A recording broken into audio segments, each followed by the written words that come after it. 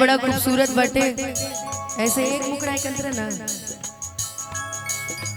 प्यार में हम वफादारी कइनी तू कइलू गद्दारी हो।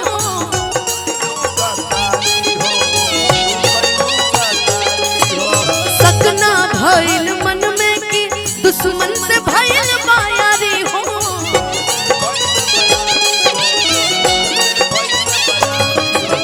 प्यार में हम वफादारी कइनी तू कइलू गद्दारी हो।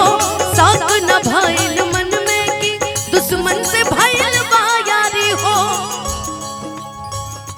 कि साफ नहीं के मन तो हर भाप ले ले वाली।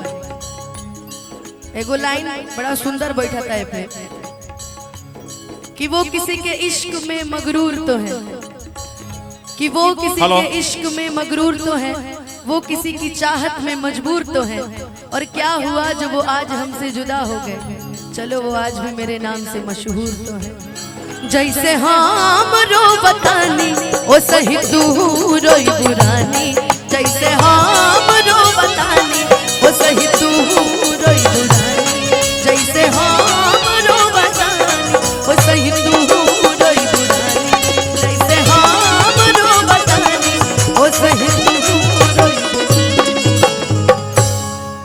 आखिरी बार